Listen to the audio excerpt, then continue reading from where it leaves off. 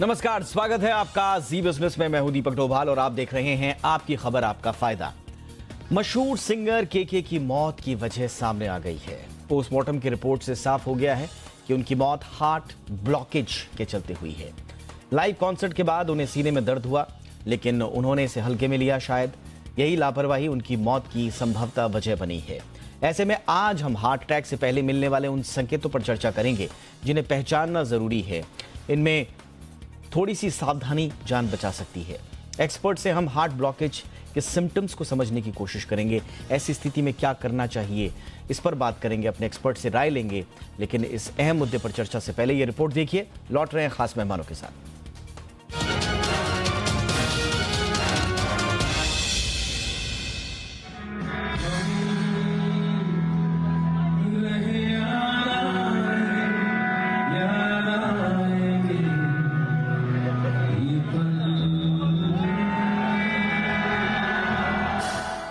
नामचीन सिंगर केके की मौत ने न केवल मनोरंजन जगत को स्तब्ध किया है, बल्कि उन लोगों के लिए ये एक सबक है जो सीने में उठने वाले दर्द को एसिडिटी या डाइजेशन की समस्या समझकर नजरअंदाज कर देते हैं। केके की मौत की वजह सामने आ चुकी है। उनकी मौत 80% हार्ट ब्लॉकेज के चलते हुई।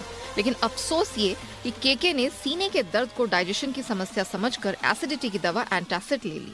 यही वो चूक कर बैठे और हार्ट ब्लॉकेज से उनकी मौत हो गई। जबकि शो के दौरान उन्हें कंधे और हाथ में दर्द की शिकायत थी। बावजूद इसके वो हार्ट से जुड़े इशारे नहीं समझ पाए। सबसे पहले हार्ट ब्लॉकेज को समझते हैं। दिल के इलेक्ट्रिकल सिस्टम में आने वाली दिक्कतें हार्ट ब्लॉकेज कहलाती हैं। दिल के इलेक्ट्रिकल सिस्टम का काम धड़कनों को बनाना और उनकी स्पीड को कंट्रोल में रखना होता है। हार्ट ब्लॉक की स्थिति को आर्ट्रियोवेंट्रिकुलर ब्लॉक या कंडक्शन डिसऑर्डर भी कहते हैं। हार्ट ब्लॉकेज होने पर दिल की धड़कन धीमी हो जाती है और हार्ट ब्लड को सही ढंग से पंप नहीं कर पाता है। हार्ट बीट अचानक बढ़ने और कम होने लगती है। इससे हार्ट अटैक का खतरा बढ़ जाता है। हालांकि हार्ट में ब्लॉकेज होने को लेकर हमारा शरीर कई संकेत देता है जिसे समझने की जरूरत है। दरअसल 3 स्टेज के तहत हार्ट ब्लॉकेज होते हैं। फर्स्ट डिग्री हार्ट ब्लॉकेज में कोई खास लक्षण नहीं दिखते। इसका रेगुलर ईसीजी के जरिए पता लगाया जा सकता है।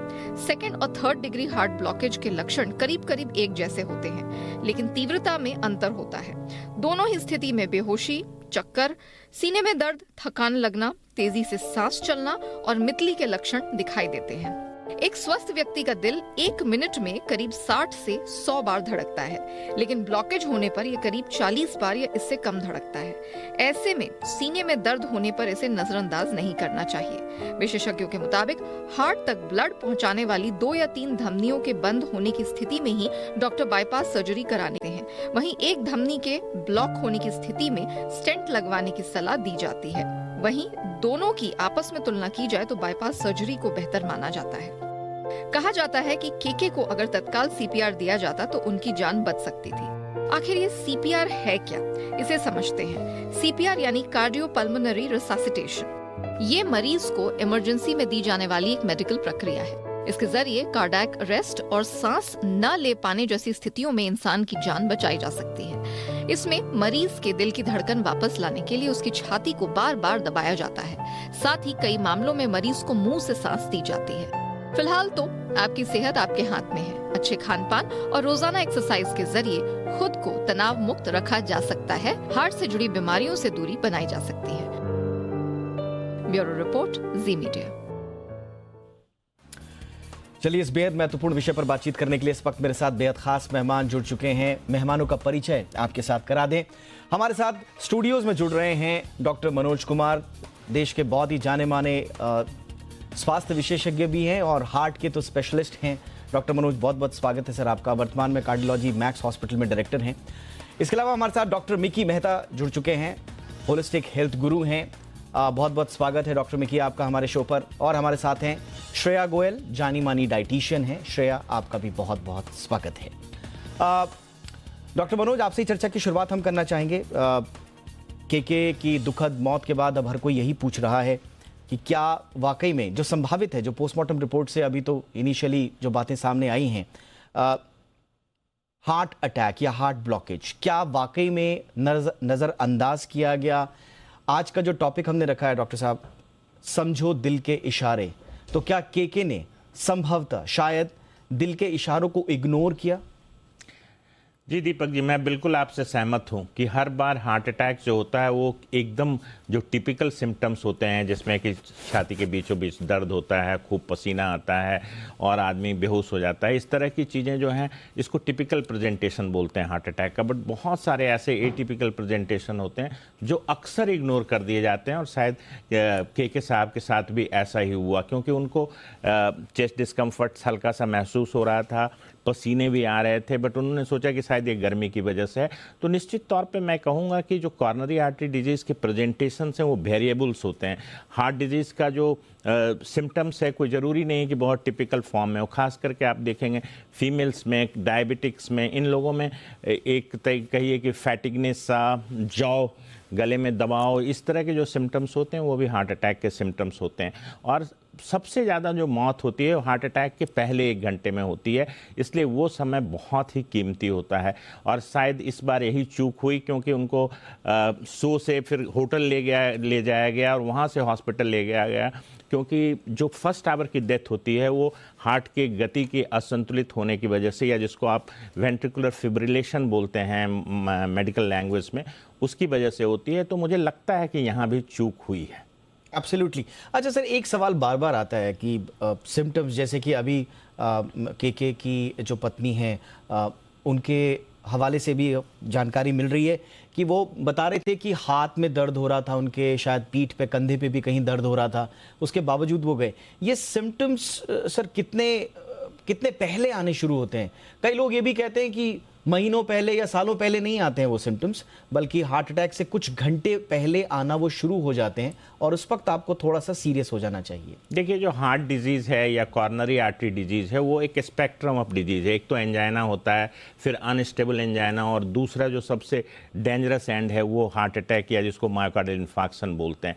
तो बेसिकली जो एथेरोस्क्लेरोसिस है, या जो चर्बी जो दीवालों पे हृदय को सप्लाई करने वाली धमनियों पे जमी होती है, वो धीरे धीरे बढ़ता है, फाइब्रोसिस होता है, तो वैसे कंडीशन में एंजाइना होता है। और एक चीज़ मैं आपको दीपक जी बता दूं कि हार्ट अटैक का पेन इस जॉ लाइन से लेके नाभि तक कहीं भी हो सकता है। तो जिस तरह से सोल्जर्स में उनको पेन हो रहे थे, छाती में डिस्कम्फर्ट हो रही थी, ये एक वार्निंग साइन था। या unstable angina, usually heart attack तो सडन ही होता है। देखिए, हार्ट अटैक के लिए मैं दर्शकों को आपके माध्यम से बता दूं कि हार्ट अटैक एक एथेरोथ्रोम्बोटिक डिजीज़ है। मतलब उसमें जो चर्बी जमी होती है वो रप्चर होती है, फट जाती है ज़्यादा कोलेस्ट्रॉल कंटेंट की वजह से, और वो ब्लड के साथ मिक्स करके वहाँ पे क्लॉट बनाता है, और इस तरह से आगे का जो फ्लो है आर्टरी का, जिसको एंटीग्रेड फ्लो कहते हैं, वो बिल्कुल बंद हो जाता है। तो हृदय की मांसपेशियों पर रक्त का पहुंचना बंद हो जाता है। जैसा कि ऑटोप्सी रिपोर्ट से भी पता चला है कि इनकी जो मेन धमनी थी, लेफ्ट साइड में जैसे एक आर्टरी होती है जिसको लेफ्ट मेन आर्टरी बोलते हैं, और उसके 2 ब्रांच होते हैं, तो इनकी लेफ्ट मेन आर्टरी में डिजीज था। और ये सबसे ज़्यादा, मुझे लगता है कि इससे ज़्यादा बड़ी बीमारी नहीं हो सकती है। और जब कभी भी लेफ्ट मेन डिजीज़ होता है तो हम लोग कहते हैं कि उसका इमीडिएट उपचार होना चाहिए, चाहे या तो लेफ्ट मेन स्टेंटिंग से या फिर बाईपास सर्जरी से। तो मुझे लगता है कि वो जो कंधे का दर्द और जो कभी जॉ पेन और ये जो होता है, कभी कभी एसिडिटी और इंडाइजेशन भी एक प्रेजेंटेशन होता है हार्ट अटैक का। बहुत बार देखा गया है कि पेशेंट्स ऐसे सिम्टम्स के लिए पेट के डॉक्टर के पास जाते हैं, बट जब उनकी ईसीजी और इको की जाती है, इकोकार्डियोग्राफी, तो पता चलता है कि उनको हार्ट अटैक है। खास करके अगर राइट साइड की आर्टरी में ब्लॉकेज हो, तो ये बिल्कुल हो सकता है कि उनको कुछ इनिशियल वार्निंग सिम्टम्स मिले जिसको उन्होंने इग्नोर कर दिया। बट बहुत बार ऐसा होता है कि सडन होता है और कोई शायद उसके पहले कोई सिम्टम्स नहीं होता है, क्योंकि most of the heart attacks जो होते हैं वो नॉन क्रिटिकल ब्लॉकेज के कॉम्प्लिकेट होने से होते हैं। 50% से कम की ब्लॉकेज जो रप्चर होती है और क्लॉट बनाती है, उसकी वजह से होते हैं। तो कभी कभी कोई सिम्टम्स नहीं भी होता है, बट इस केस में मुझे लग रहा है कि हल्के वार्निंग सिम्टम्स थे। एब्सोल्युटली। और जैसा कि मैं अभी मीडिया रिपोर्ट्स में पढ़ रहा हूँ, मैं दावे के साथ तो नहीं कह रहा हूँ, लेकिन मीडिया रिपोर्ट्स के हवाले से मैं कह रहा हूँ कि शायद बयानात ये भी आए हैं कि इनडाइजेशन समझकर कोई गोली वोली खा के उनको लगता था कि ठीक है, तो वो दवाई खा के कि गैस हो गई है या इनडाइजेशन हो गया है, उस तरह से शायद वो इग्नोर कर रहे थे। बहरहाल बड़ा ही दुख भरा सबके लिए ये दुर्घटना रही। के अब हमारे बीच में नहीं है, लेकिन उनके जाने के बाद क्या हार्ट से रिलेटेड चीज़ें हैं जो हम सबको सीखने की, समझने की आवश्यकता है। दिल जो आपके इशारे करता है, आप उनको बहुत सीरियसली लें, समझें। इसीलिए आज हमने इस चर्चा का आयोजन किया है। मिकी, जैसा कि डॉक्टर साहब भी बता रहे हैं कि ये ऐसा नहीं है कि ओवरनाइट हो जाए, सडनली हो जाए। इसके लिए आपके हार्ट के आसपास वो सारा इकोसिस्टम बन रहा होता है, और जो हमारी लाइफस्टाइल, हमारी सारी खान पान की आदतें, वो सब उस इकोसिस्टम को बना रही होती हैं। कहीं ना कहीं हम एक तरह से अपनी उस हालत में पहुंचने के लिए तैयारी हम लोग ही कर रहे होते हैं। सिर्फ इग्नोरेंस रहती है जिसका नतीजा बड़ा दुख होता है। तो ऐसा नहीं है कि एक ही बार सडनली ये सब घटनाएं हमारे सामने आ जाएं, इसलिए लंबी तैयारी आवश्यक है अगर हमें दिल की बीमारियों से दूर रखना है। मिकी, तो सबसे पहली बात कि तीव्र व्यायाम से दूर रहें, तीव्र व्यायाम से दूर रहें। और दूसरी बात कि अपने शारीरिक भौतिक जो जैसी उसका स्ट्रक्चर है, प्रकृति है, उसकी स्वीकृति रखें और संतुष्टि रखें। हम एक ही दिन में वर्कआउट करके, चाहे स्पोर्ट्समैन हो, चाहे सिंगर्स हो, एक्टर्स हो, ग्लैमर इंडस्ट्री में, हम चाहते हैं कि 1 महीने में, 2 महीने में, क्योंकि हमारी टाइम फ्रेम्स होती है, स्टेज परफॉर्मेंसेस होते हैं, स्क्रीन टाइम होता है, शूटिंग होती है, तो हमें चाहिए कि हम बहुत जल्द से जल्द बॉडी बना ले। और उसके साथ निद्र की मात्रा, नींद की मात्रा बहुत कम होती है, तो ये संतुलन तो वहीं बिगड़ गया।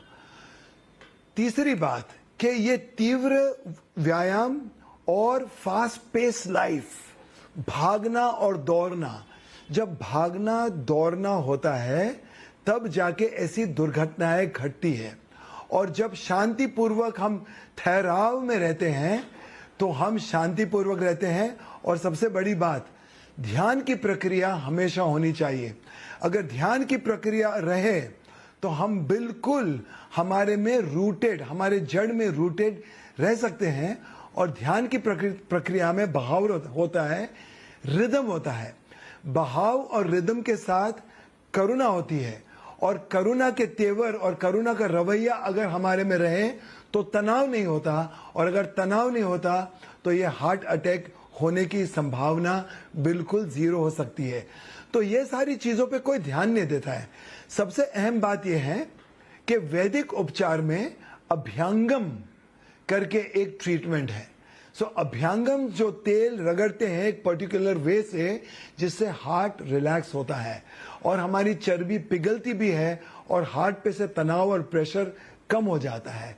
तो शिरोधारा मानसिक तनाव को दूर करने के लिए, अभ्यंगम शारीरिक तनाव को दूर करने के लिए, और कोलेस्ट्रॉल से डील करने के लिए वमन, जैसे इंड्यूस्ड वॉमिटिंग और बस्ती, विरेचन जिसको बोलते हैं, बाहर से हम पर्जिंग करते हैं। तो ये सारे उपचार भी बहुत बहुत इंपॉर्टेंट हैं जो मॉडर्न इंसान नहीं समझ पा रहा है। तो ध्यान और यानी कि जो हमारी परंपरागत जो पद्धति है उसमें भी हमें बहुत कुछ है, उसमें भी दिल की बीमारियों से दूर रहने के लिए, बस उनका जीवन में उनका सिर्फ दिल की बीमारी नहीं, हर तरह की बीमारी, हर तरह की बीमारी, बिल्कुल।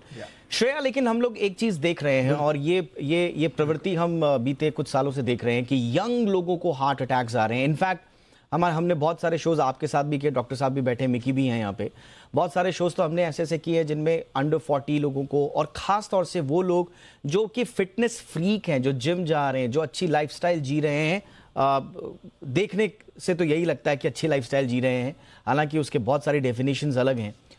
उन लोगों में इस तरह के हार्ट अटैक्स, केके का भी उम्र नहीं था जाने का श्रेया, तो इस तरह से फिट लोगों के जाने का, जो बाहर से बिल्कुल फिट दिखते हैं, उनका लाइफस्टाइल भी ऑलमोस्ट ठीक ठाक ही होता है, ऐसे लोगों का सडन चले जाना, उसे आप किस तरह से, क्या इसके पीछे आप वजह मानती हैं? देखिए, अभी फ़िलहाल ही में सिद्धार्थ शर्मा, कौन नहीं जानता है उनका नाम, बिग बॉस से फेमस हुए थे वो। उनका भी जब ऐसा सडनली कुछ इंसिडेंट हो जाता है तो हम लोग कभी स्मोकिंग पे, कभी स्ट्रेस में, कभी किसी चीज़ पे ब्लेम करते हैं। हमने शो भी किया था जैसे आप बता रहे हैं। तो मेरे ख्याल से जो ऑडियंस है, जो व्यूअर्स हैं, वो कुछ 2 दिन अपने चाय के साथ समोसा नहीं खाते हैं, या फिर तीसरे दिन वही चाय के साथ मट्ठी लेके चर्चा करने लग जाते हैं कि अरे बुरा हुआ जो हुआ। सो ये जो एक मेमोरी है, जो शॉर्ट टर्म मेमोरी है लोगों की, मेरे ख्याल से सबसे बड़ा रीज़न यही है कि हम लोग ये किसी भी लेसन को एक लेसन की तरह नहीं लेते हैं। हम ये नहीं सीख रहे हैं कि अगर ये हुआ, जाना तो सबको है, अब लाइफ स्पैन सभी का उतना नहीं रह गया है। ये जो जनरेशन है, डेफिनेटली जितने हमारे एंसेस्टर्स की एज थी अब उतनी हमारी नहीं रह गई है। पर अगर जो लोग हेल्दी भी खाते हैं, मेरे क्लिनिक में भी बहुत क्लाइंट्स आते हैं, हेल्दी किसको कहते हैं कि मैंने 2 टाइम का खाना छोड़ के फ्रूट्स लेने शुरू कर दिए और अब मैं रोटी छोड़कर ब्रेड खा रहा हूँ, मैं चाय के साथ ओट बिस्किट या ब्रेड खा लेता हूँ, ब्राउन ब्रेड। सो अब हेल्दी लाइफस्टाइल अगर आप इसको कह रहे हो, हेल्दी डाइट अगर आप इसको कह रहे हो, तो आई एम सॉरी, ये तो और ज़्यादा खराब है। ब्राउन ब्रेड या फिर कलर डालकर कोई ब्रेड का कलर बना दिया, वो ब्रेड बेकरी का आइटम है। वेस्टर्नाइजेशन, ब्रेड, बिस्किट, रस या ये बेकरी के आइटम खाना, या अपने खाने को छोड़कर सिर्फ फल खाना, ये सब कार्बोहाइड्रेट है। और इंडियंस की डाइट में प्रोटीन, WHO की भी एक स्टडी आई थी, एविडेंट है कि इंडियन डाइट कार्बोहाइड्रेट से भरपूर है। सो चाहे वो फल हो, सब्जियां हो, या रोटी हो, या चावल हो, या कनक हो। सो हम लोग इतना कार्बोहाइड्रेट लेते हैं, अल्टीमेटली जब हम उसको यूटिलाइज नहीं करते हैं, खर्चते नहीं हैं, तो वो फैट में, वसा में ही कन्वर्ट होता है। और अगर वो फैट में कन्वर्ट हो गया और वो पड़ा रहा तो वो वाइट फैट बन जाता है। ब्राउन फैट हेल्दी है, लेकिन वाइट फैट नुकसानदायक है। सो आप अनहेल्दी तो नहीं कहेंगे, लेकिन जो लोग शराब भी नहीं पीते हैं, तला हुआ भी नहीं खाते हैं, लेकिन अगर उनके डाइट में बैलेंस्ड फाइबर, प्रोटीन नहीं है, बहुत लोग वेजिटेरियंस भी होते हैं तो प्रोटीन इनफ होता ही नहीं है, तो उन लोगों को भी ये कंडीशंस होती है, एथेरोस्क्लेरोसिस या आर्टीरियल वॉल पे एक कैल्सिफिकेशन हो जाना। कोलेस्ट्रॉल सबके बढ़े हुए होते हैं आजकल। हम लोग अपने जनरेशन एंसेस्टर्स को नहीं देखते हैं। हम लोग कब देखते हैं कि हमारा INR, खून का एक टेस्ट होता है INR, कि खून गाढ़ा है, हम लोग उसको सिम्टम को इग्नोर करते हैं। सिम्टम तो आना शुरू हो जाता है पहले से, जब हम लोग खराटे लेते हैं, स्नोरिंग करते हैं। सो अगर आपके घर में कोई स्नोरिंग कर रहा है, उसको सांस चढ़ रहा है, स्टेयर्स भी नहीं चढ़ पा रहा है, तो वो पहला सिम्टम है कि जाके कोलेस्ट्रॉल लेवल को चेक करवाइए। 6 महीने में कोलेस्ट्रॉल लेवल बढ़ा हुआ है तो अपना जो ये सैचुरेटेड जो आप जो दूध पीते हैं, जो ब्रेड खाते हैं, मुझे लगता है कि हमको इस पर ध्यान देने की आवश्यकता है। आजकल हर कोई जब भी टेस्ट होते हैं, डॉक्टर मनोज, जैसा कि श्रेया भी अभी कह रही थी कि आजकल हर किसी का कोलेस्ट्रॉल लेवल आ रहा है। इनफैक्ट आप छोटी छोटी चीजें जिनको बहुत सीरियसली पहले लिया जाता था, फैटी लिवर हो जाना, ब्लड प्रेशर ऊपर या नीचे हो जाना, लिपिड प्रोफाइल आपका गड़बड़ आना, आजकल हर किसी का आ रहा है। इनफैक्ट बहुत ज्यादा लोगों का आ रहा है, जो मेरा अपना अनुभव है। लेकिन लोग या कहीं ना कहीं डॉक्टर्स भी कई बार इसे सामान्य रूप में ले लेते हैं कि सब ठीक ठाक है। ये प्रवृत्ति क्या ठीक है सर? और क्या हमें अलार्म मोड में कब आ जाना चाहिए? इन छोटे छोटे संकेतों को सीरियसली लेना कब शुरू करना चाहिए? मैं आपसे कहूँगा कि बिल्कुल हाई टाइम है हमें अलार्म मोड में, और बिल्कुल बहुत ही ज़्यादा कहे कि सजग रहने की ज़रूरत है। आप अगर देखिए डेटा 1990 से 2020 में हार्ट अटैक से मरने वालों की संख्या दुगनी हो चुकी है, तो समझिए कि एपिडेमिक हो चुका है। और दर्शकों को ये भी जानना चाहिए कि हम भारतवासी आनुवंशिक तौर पे जेनेटिकली ज़्यादा प्रीडिस्पोज्ड है कॉर्नरी आर्टरी डिजीज़ के लिए। हमारी डिजीज़ जो है वेस्टर्न पॉपुलेशन से 10 साल पहले होती है और सीवियर फॉर्म में होती है, और बहुत कॉमनली फर्स्ट प्रेजेंटेशन ही हार्ट अटैक होता है। यूजुअली आप वेस्टर्न पॉपुलेशन में एंजाइना देखते हैं, बट इंडियन पॉपुलेशन में आप देखते हैं कि सबसे ज़्यादा हार्ट अटैक होता है। और आप पहले कहा जाता था कि 40 साल से कम जो हार्ट अटैक है वो 25% का इंसिडेंस है, बट अब देखिए 25 साल की उम्र से हमने कितने केस देखे, और अब तो मुझे लगता है कि करीब 35% पेशेंट्स ऐसे हैं जो कि यंग इन्फार्क्ट है, जिनको कम उम्र में हो रहा है। निश्चित तौर पे जीवन शैली में बदलाव और रूटीन का डिस्टर्ब होना, सेडेंट्री लाइफस्टाइल, WHO ने भी कहा कि 2021 का सबसे ज़्यादा इस सेंचुरी का जो बड़ा रिस्क फैक्टर है वो सेडेंट्री या बैठे रहने के जो रूटीन शुरू हो गया है, जिसमें फिजिकल एक्टिविटी जीरो है, तो वो एक वजह बन रहा है। और खास करके स्मोकिंग, यंग पेशेंट्स में स्मोकिंग बहुत ही इंपॉर्टेंट रिस्क फैक्टर से। जहाँ तक बात रही कन्वेंशनल रिस्क फैक्टर की, डायबिटीज़, हाइपरटेंशन, डिसलिपिडीमिया या high cholesterol level, positive family history. मैं पॉजिटिव फैमिली हिस्ट्री पे बहुत मतलब जोर डालूंगा, क्योंकि पॉजिटिव फैमिली हिस्ट्री एक ऐसी रिस्क फैक्टर है जो यंग इन्फार्क्ट में बड़ी कॉमनली देखी जाती है कि माँ बाप को कम एज में हार्ट अटैक हुआ है, या चाचा मामा को जो क्लोज रिलेटिव्स हैं, मेल में अगर 55 साल से पहले हुआ है तो काफ़ी चांस रहता है कि जेनेटिकली, क्योंकि ये जेनेटिकली जो लिपिड मेटाबॉलिज्म है वो जेनेटिकली मीडिएट होती है। तो मुझे लगता है कि ये सब रिस्क फैक्टर को पहचानना चाहिए और कभी भी इग्नोर न करें। अगर इंडाइजेशन हो रहा है, कंसिस्टेंटली चेस्ट सिम्टम्स हो रहे हैं। और देखिए अमेरिकन हार्ट एसोसिएशन या अमेरिकन जो पीडियाट्रिक एसोसिएशन है, उन्होंने कहा कि 14 साल की उम्र से आपको कोलेस्ट्रॉल लेवल पे जांच रखनी है। तो इस तरीके से मुझे लगता है कि बैड कोलेस्ट्रॉल जो एलडीएल कोलेस्ट्रॉल है, स्मॉल डेंसिटी लाइपोप्रोटीन है, इन सब चीज़ों का, इवन सीआरपी का आप अगर वैल्यू देखें तो वो भी आपको एक रिस्क फैक्टर बताता है या आपको एक मार्कर देता है जिससे आपको लगता है कि हार्ट डिजीज ज़्यादा हो सकती है अगर HSCRP हाई हो तो इन सब रिस्क फैक्टर्स के लिए ये बायोकेमिस्ट्री ज़रूरत है। और आपकी बात से मैं बिल्कुल सहमत हूँ कि सजग और सुडौल दिखना आपके अच्छे हेल्थ का परिचायक नहीं है। और दूसरी चीज़, physical fitness is not a synonym, ये पर्यायवाची नहीं है आपके मेडिकल फिटनेस का। इसके लिए आपको कुछ टेस्ट कराने की ज़रूरत है, अपने रिस्क फैक्टर को कम करना है और बहुत एक कहिए कि जीवन शैली में बदलाव लाने की, और 150 मिनट पर वीक की जो एक्सरसाइज रिकमेंडेड है मॉडरेट इंटेंसिटी, वो जरूर करना चाहिए। एब्सोल्युटली। डॉक्टर मिकी, अपने आप को हार्ट अटैक के मुंह में हम समाने से बचा कैसे सकते हैं? वो छोटी छोटी बातें जो हमें आम जिंदगी में उतारने की जरूरत है, और उसके साथ साथ नियमित अभ्यास के साथ जो नियमित हेल्थ चेकअप है वो कितना इंपॉर्टेंट है?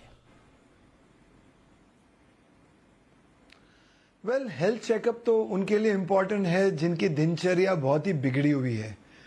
तो जो लोग प्राणों के धनी हैं, जो व्यायाम, प्राणायाम, ध्यान बहुत सिंसेरिटी से करते हैं, शायद उनको हेल्थ चेकअप कराने की इतनी ज़रूरत ना हो। मगर जिनकी दिनचर्या बिगड़ी हुई है, संतुलन नहीं है, उनको करानी ही चाहिए। प्राणों के धनी हो जाओ। हमारे दिन में 4 पहर होते हैं। अगर हर पहर में हम एक 5 मिनट शांतिपूर्वक आंखें बंद करके नाकों से श्वास अंदर ले और मुंह के द्वारा उसको सिर्फ छोड़ दे, तो हमारा बिल्टअप हुआ प्रेशर अंदर से निकल जाएगा। दिन में 4 बार अगर हम ये करें तो ये दुर्घटना से हम बच सकते हैं, उसके चांसेस अच्छे हैं और हम तनाव के प्रति सजग हो जाएंगे। तो जो संकेत मिलेंगे हमको, उसके प्रति हम सजग हो जाएंगे और हमारा अचेतन मन है वो बिल्कुल जागरूक हो जाएगा और हम उसका तोड़ निकाल पाएंगे। तो दिन में 4 बार अगर हम सिर्फ धीमी सांस लें या ध्यान करें या योग निद्रा करें तो इस पीड़ा से, इस दुर्घटना से आप बच सकते हैं। बिल्कुल। और आहार का कितना इम्पोर्टेंट रोल है वो श्रेया हमें बताएंगी। श्रेया, अब हर किसी के पास आजकल तो टाइम भी नहीं है, और इनफैक्ट कोरोना काल के बाद work from home and then again back to office या हाइब्रिड वर्क, अब इसमें भी लोगों की पूरी दिनचर्या बिगड़ चुकी है। सालों साल जिस लाइफस्टाइल पे लोगों ने काम किया वो अब भूल चुके हैं लोग। क्या करना होगा जो डाइट कम से कम हमारे दिल के ऊपर भारी ना पड़े?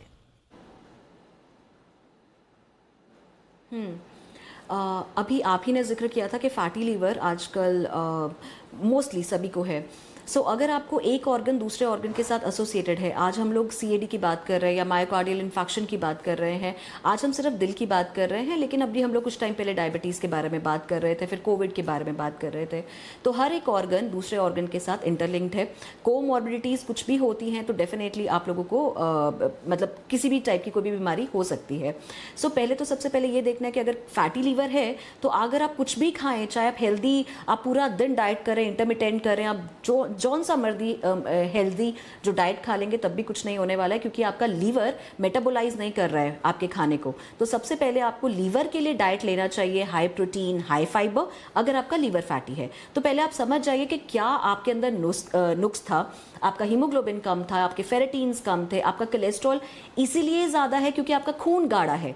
अगर खून गाढ़ा है तो आपको ऐसा डाइट लेना है जो आपका खून को पतला करे, जिसके लिए डॉक्टर्स इकोस्प्रिन देते हैं, वॉरफेरिन या फिर एसिट्रॉम देते हैं, जिससे खून पतला रहे, ताकि अगर खून गाढ़ा हो जाएगा तो डेफिनेटली एक क्लॉट बनेगा ही बनेगा।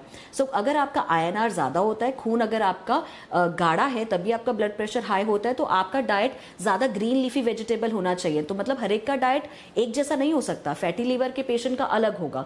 तो पहले हम लोगों को समझना पड़ेगा 30 साल के ऊपर हर 6 महीने में अगर हमारे जेनेटिक किसी को, जैसे अगर सपोजिंगली मेरे ancestor they died with the heart attack, समय की कमी है, लेकिन आपने बहुत महत्वपूर्ण सुझाव यहाँ पर दिए हैं। और लब्बुलुबाब अगर निकाला जाए तो यही कि पहले अपनी बॉडी को समझिए, अपनी अंडरलाइंग प्रॉब्लम्स को समझिए। प्रॉब्लम है तब तो आपको उनका उपचार करना ही है। अगर नहीं भी है तो भी आपको ये you have to make you ensure it कि वो आपके जीवन में कभी उन बीमारियों का प्रवेश ना हो। और इसके लिए आपको क्या करना है हमारे तीनों मेहमानों ने बखूबी बताया। बहुत बहुत शुक्रिया आप तीनों का। Doctor Manoj, thank you so much sir, आपने वक्त निकाला। मिकी मेहता, आपका भी बहुत बहुत शुक्रिया सर वक्त निकालने के लिए। श्रेया, आपका भी बहुत बहुत शुक्रिया। आपकी खबर, आपका फायदा में इतना ही। इजाजत दीजिए, बने रहिए जी बिजनेस के साथ। नमस्कार।